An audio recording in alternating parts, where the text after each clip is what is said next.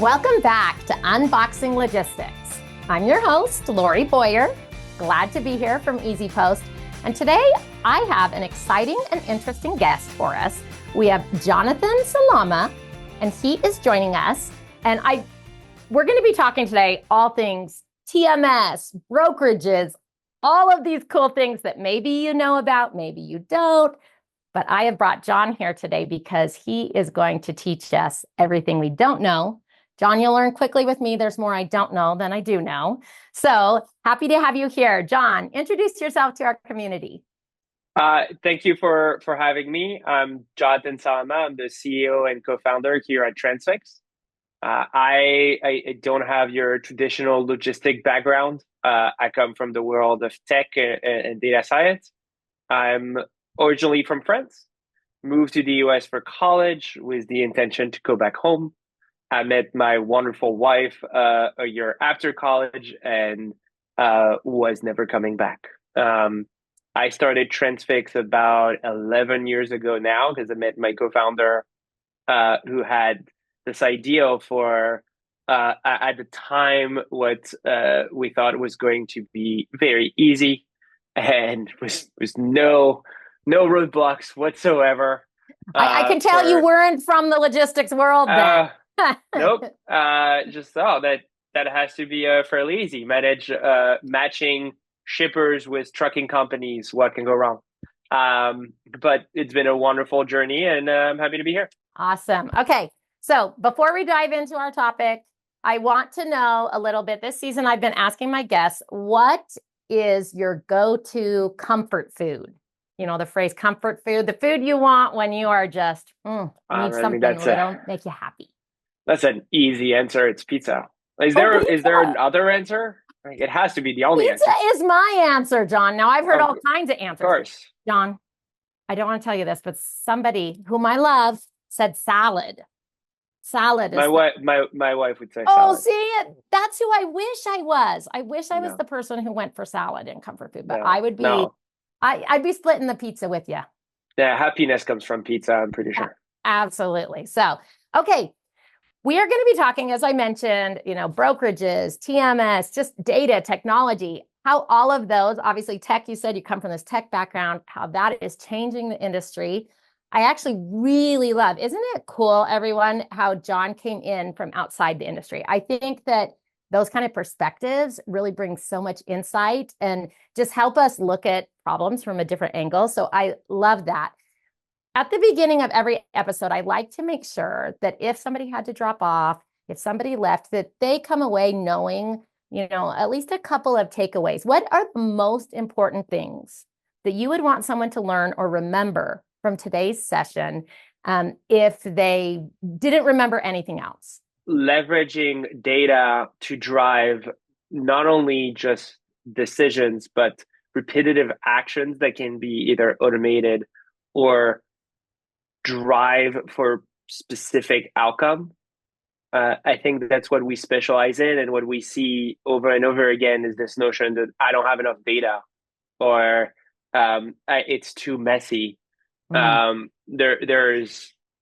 always ways to understand and amplify it, and I think using third-party tools or leveraging others' knowledge is critical in this day and age to get to what we need to do.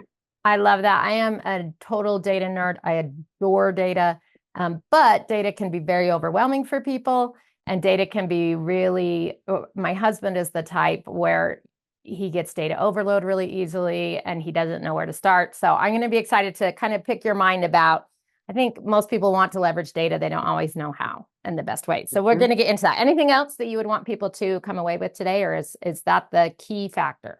I think the key factor, leveraging data and technology. Okay, perfect. So I want to start talking first, but a little bit about brokerages. So tell us about your journey, how that kind of shifted with brokerage, what Transfix is today. So just for a little background for our audience, so they can understand what perspective you're coming from. And then a lot of our audience may not exactly understand the role of brokerages. So I want to kind of cover that before we dive into everything else. So can you share a little bit about that for us? around what is a brokerage. A brokerage is it is a company. The sole purpose is to match shippers and specifically their shipment with trucking companies that could execute their shipments. It is, I want to say, almost like a marketplace, and I say almost because most, if not all, marketplace are supply driven. While this is very much demand driven. If you have a shipment, you will usually find a carrier for it. The real question is at what price will you find that carriers? Broker make their typically make their margin based on the difference on which they sell the truck to the shipper and which price they buy the truck from the carrier. The difference is how a broker makes their margin. With that in mind, our thesis 11 years ago when I met Drew is that brokers, it was true 11 years ago, and it's still kind of true now, are highly inefficient. They're very good at what they do, which is finding carriers and talking to them and negotiating with them.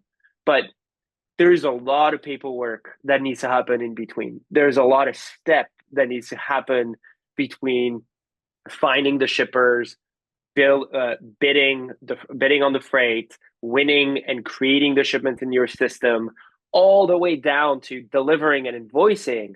There's tons of step that is happening that where broker creates their value, and why I believe shippers should use brokers. That there is true value in using brokers. So our thesis was that we were going to automate and use data science to figure out like how do we make every single step either fully automated or the human that is doing these steps, the person behind those phone calls, is highly efficient and has every tool at their disposal. So if the average at any typical brokers is 12 shipments per employee, we wanted to be at 50 or 100 per employee. That was our thesis. Over time, that developed more into a cost per shipment, and we found out that the average broker spend around like $150 to $200 per shipment in man hours, while we brought that price down between $25 and $50. That was our whole thesis from the beginning and what we've developed through the years.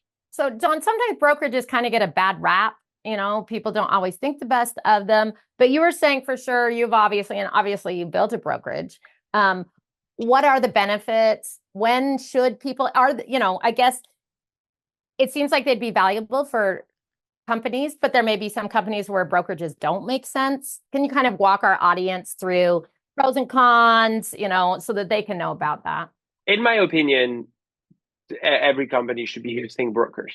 It is highly time consuming to execute these transactions, to make sure you find the right carriers, to pay the right price for the carriers. There is value for brokers at any steps.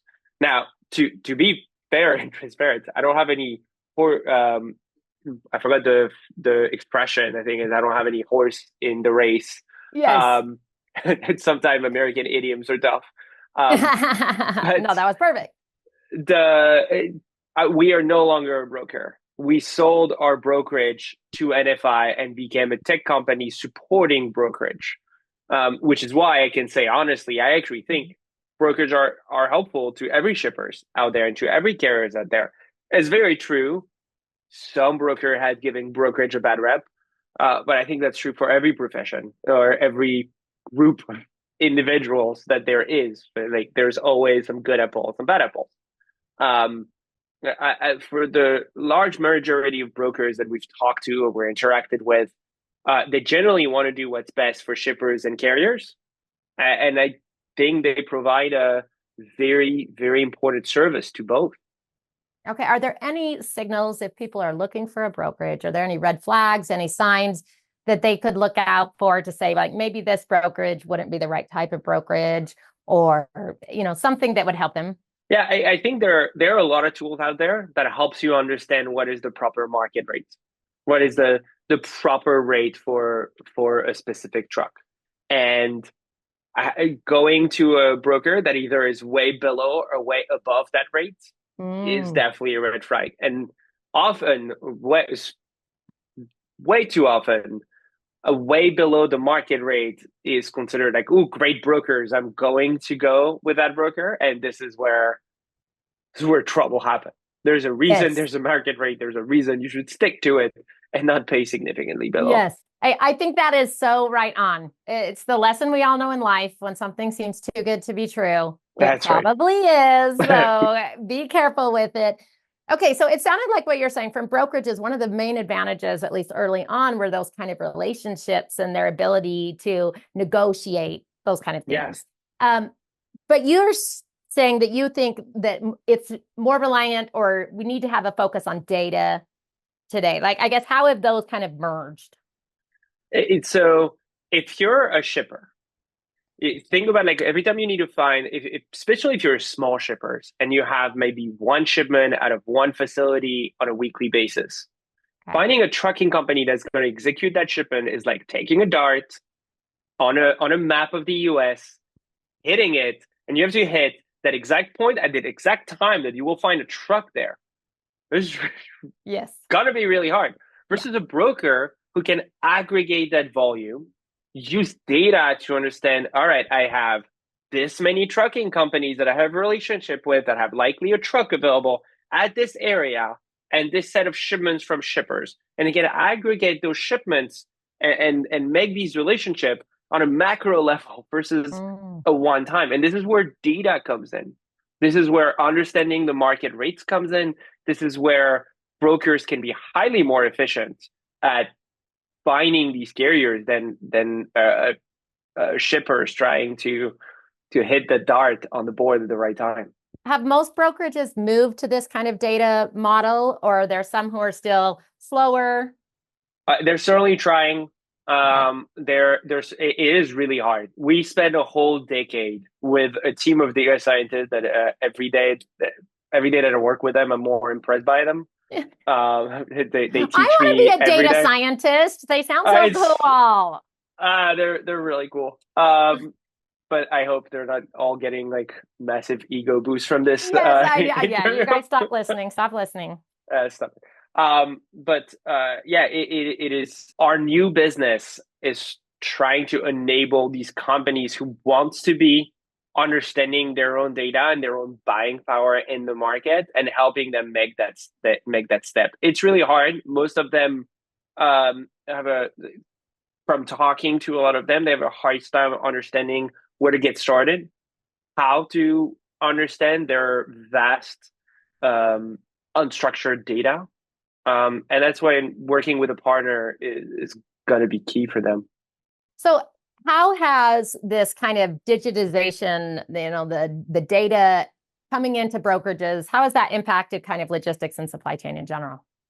I think overall it's made it move a lot faster, and Oh, it triggered or it is really helpful in an era post COVID where a lot of people are working remote, a lot of people are working very very differently than the way we used to work just 2 or 3 years ago. Having ability to understand a market much faster um, has created a lot of leverage for everybody in the space that we didn't have before, whether it's from the brokerage side, the shipper side, or the carrier side.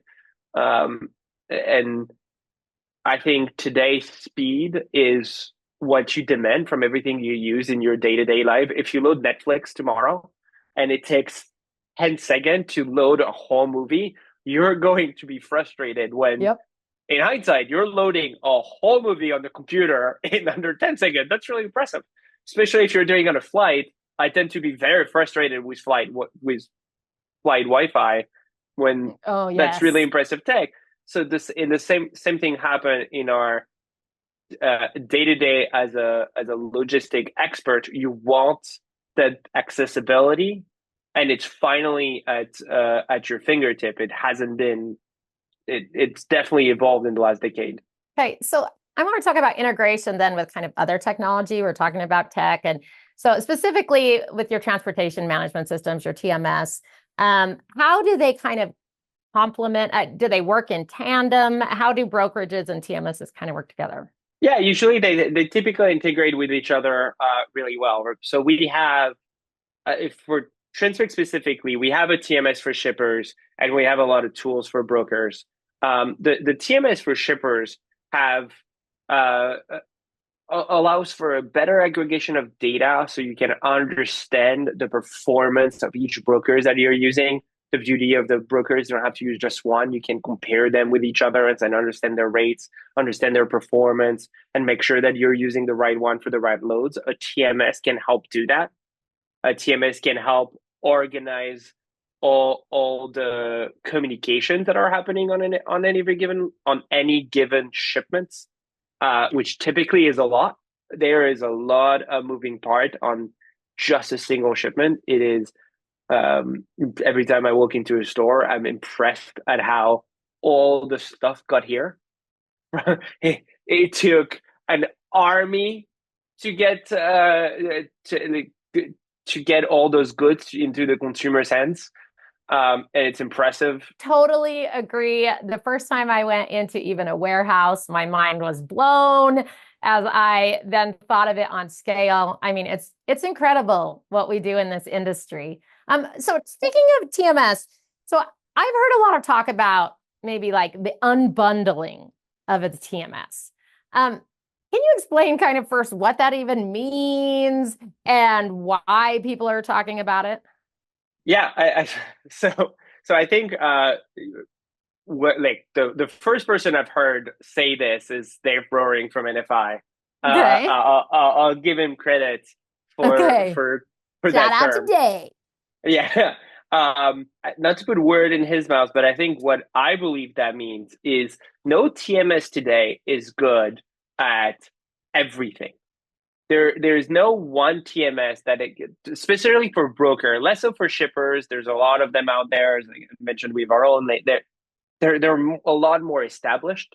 The one for brokers are not. They're usually the afterthoughts. They're good at maybe one thing, but very bad at everything else, or they're mediocre at everything. While the unbundling effect is just the ability that we have today to take pieces of the life cycle of a shipment and take one stage and create one tool that is very good at that stage and apply it to a multitude of TMSs, especially all the proprietary TMS that people have, connect to those and make that specific part of the journey either highly automated or highly data driven or highly efficient in one way or another. I'm just, I'm going to play devil's advocate here. So it seems like that might be challenging, though, if we unbundle everything. Does our tech stack become really giant? How does it work with integrations? What are the challenges that come with that?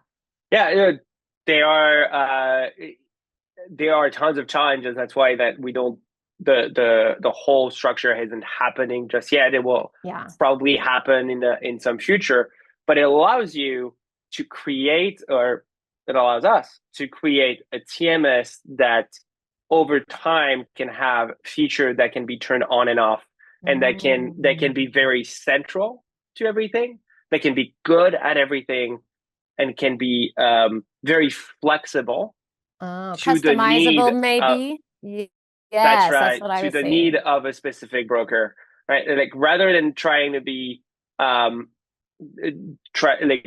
than creating one platform that should fit all the needs of every broker, start creating a platform that adapts to the need of the broker. I love that. I recently had a conversation with somebody who is just a really forward thinker in the industry. I'm always so impressed with him that he is always ahead of the game, and kind of, it's like, I don't know, he knows what's coming. But one of the things he says is with technology, it's so critical that we can kind of have in place what we need now, but also the infrastructure or the ability to then adapt and add and take away as our needs grow. And that's how we think forward into the future without paying too much maybe now. So that kind of sounds maybe along the lines of what you were saying. Yeah, I think that aligns directly with what I was saying. I think that infrastructure at the bottom or the building blocks is critical to get right, and I think that's what we aim to do. John, you're talking a lot about how you have used data science and machine learning and all these cool phrases, as you've switched from brokerage over to your TMS. Well, what does that really mean? What does that look like? I think sometimes we hear words and they just sound really cool, but they also seem like I don't even know what that means. So help the people like me. So that's a great question. I would so we've actually been doing data science for almost a decade before it was cool. Before I it was was gonna cool say, to say John's AI. been doing AI since before AI was cool. I Oh, love it. um, the there are two aspects of AI, and there's actually many, but for the purpose of this conversation, there's Gen AI, which everybody's talking about today. It's cool things. That's ChatGPT type things, right? Yep. And then there's the machine learning models that we're building to understand what rates may look like in the future. Okay. Talking about the first one first, there are many applications to it, and you're seeing it in your day-to-day life without even noticing. Some emails you're getting, some response you're getting that are generated by these bots that are highly efficient at creating sentences. And some brokers today are deciding to put this in front to like read their customer email and have responses, so the response time is faster. Um, I personally have a controversial take on this that you should not do this. Um, Okay. it is 40% of the time wrong at best. Yes. The wrong conversation with can lose a customer, and that you should be spending time in developing relationship, not automating them. Okay. I'm going to say it one more time. We should be spending our time developing relationships, not automating relationships. Okay. Sign that off as, Ah, great John quote. Salama. You got it. Yeah. Okay. Love it.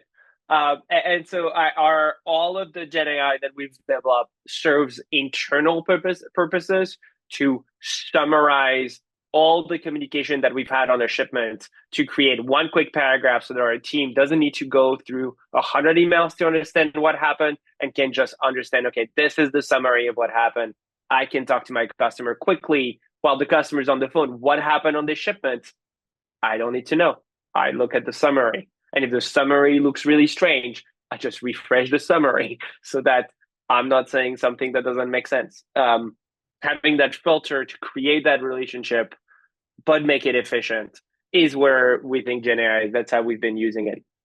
That's a very small portion of how we use AI. The biggest portion is the way I mentioned is around our machine learning models. I there is a few third parties out there that will create an index or a market rates for any given shipment or any given lane.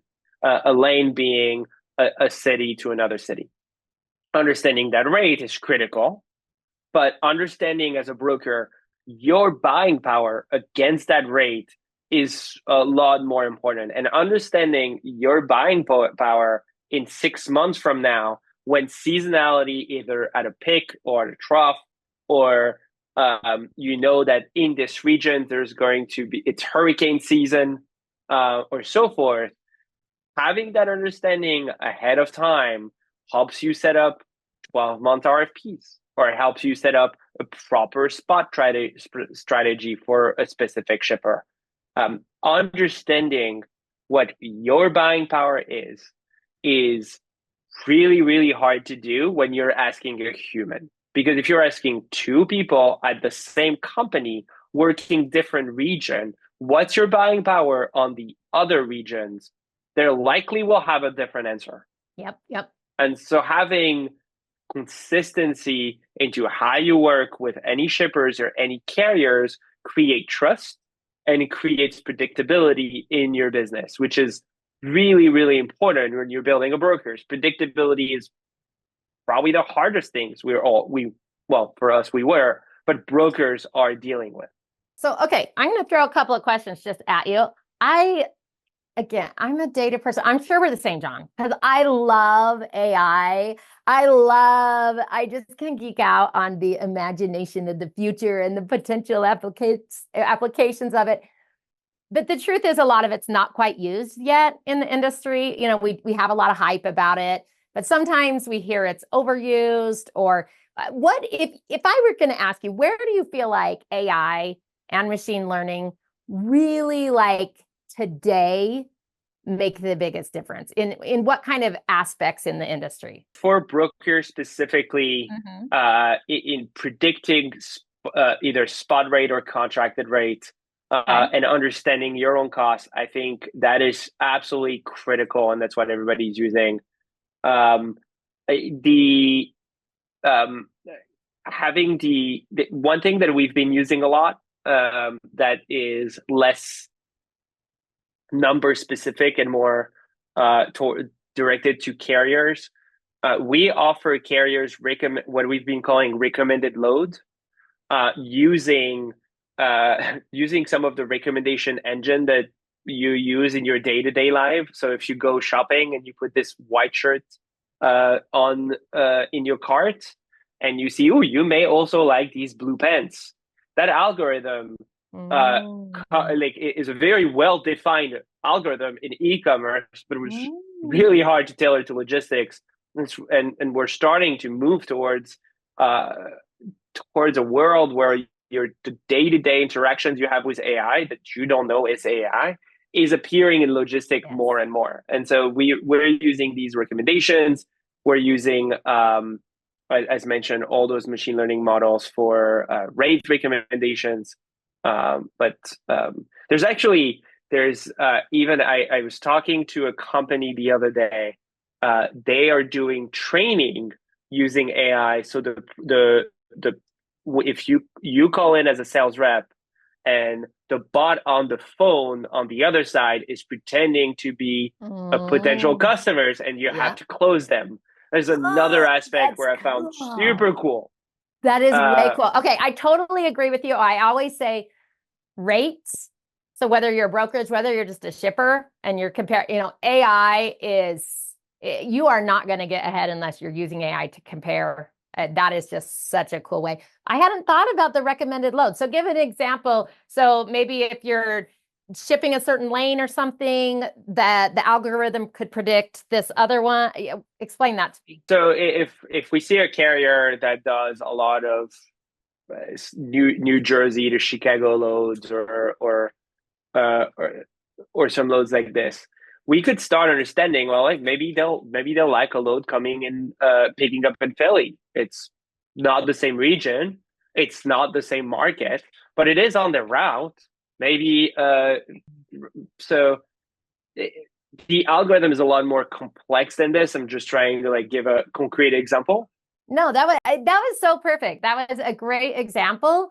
And in a way, I hadn't thought about with e-commerce. We see that all the time and how that kind of segues over. So, do you feel like there's any differences? Let's say you're a small business, fairly small, versus large. Are there differences in maybe the ways you should be using AI and machine learning? I think if you're really large, you can set up your own algorithm. You you should be leveraging your own data over others' data. Third party data is a lot more. Well, if you're a smaller shippers, um, using third party indexes and getting market recommendation from third parties who have been aggregator for a very long time are probably the way to go. But at the end, whether it's an aggregation of others' data or your own data, you should be acting the same way against it. And so that as you grow, you'll have that ability to ingest and to understand, to focus on data. Yeah, absolutely. It's all about putting that into place so that you're ready for that growth in the future. Completely agree with that. I feel like everyone listening, if you are one of those kind of data resistant, or just start trying every day, because like John was saying, you're interacting with it all the time and you don't even know. So just start playing with it, get used to it, and you'll get more and more comfortable with it and start to see the amazing possibilities. But we're kind of on the heels of RFP season, and I'm curious about how maybe data science plays into that when we're going through that process. Yeah, I think it's twofold on this one. Okay. It's definitely data science, but it's just sometimes we group the management of data and data science into the same bucket. Well, wait. Okay, say it one more time, John. Data management and data science are often put in the same bucket as the same thing. But data management is just the ability of using the right tool to understand what's going on. So for a shipper, RFP management just means comparing all the rates that you're getting from a carrier and being able to manage them properly so that you can pick the right one. The cheapest one might not always be the best one, but very often there's people, that's what we gravitate towards. So once you have the management of data, getting data science on top to guide you towards which one is the right one is what's important after that, right? So I think shippers in particular, like what we've seen when we were a broker, we're doing a lot of manual work in Excel and not utilizing enough tools to just manage the process. And if you don't have that, it's really hard to put data science on top. It doesn't work. This could have been one of your takeaways for me at the beginning, but having the data and managing the data need to be kind of seen and dealt with as two separate but equally necessary things that you should be doing. So you need to have and sometimes you have the data that you don't even know, right? There's a lot of systems out there. You need to have processes in place for both managing and making sure you have accurate data. John, you and I'm sure all right. Nothing irritates us more than inaccurate data. So having the right data, and okay, that is so smart. Anything else you want to say around RFPs? No, I mean, in a nutshell, I think that's it. Using the right tool. We're almost out of time, but I want to make sure we talk a little bit about the future. So what do you see as kind of the emerging technologies? What are the trends that, looking into your crystal ball, John, what are you seeing in the future here? There's a lot of cool things that are going to happen in our space, whether it's Gen AI getting better every day and eventually going to be helpful in our day-to-day lives. But I am a lot more excited about automated trucks, automated trucks, like all those AV trucks. I think that is going to revolutionize our space. I don't know how long it'll take. I'm no expert in the field, but I'm particularly excited to see where that is going. John, I wish it would come a little sooner because I have teenagers learning to drive, and I really wish they could just be in automated cars because my life flashes before my eyes. Maybe by the time your girls are that old. I hope so. I hope so. There's a whole decade before that happens, so we'll see. Yeah, exactly. Come on. Everyone out there who is working in the automated vehicle, we're relying on you. Yeah, we need it. Okay. Thank you so much. This was really, really fascinating. I love the idea of using data science. I love the idea of making sure you're managing your data, taking a look at it. Don't let it overwhelm you. Again, my community always knows, I say, pick one or two things that you can do and that you can implement. Don't get so overwhelmed that you do nothing. Don't get paralysis from it. So, John, where can people learn more about you, learn more about Transfix and what you do? How could they contact you? Are you on LinkedIn? Yeah, I'm on LinkedIn. I'm easy to find. But we also have just our website is transfix.io. And we have a form right there. We're very active on it. So if you want to know more, just reach out. That is perfect. So again, thank you so much. Any final thoughts or goodbyes? No, thank you for having me. This was a lot of fun and always happy to talk data. Awesome. Okay, we'll see you all next time.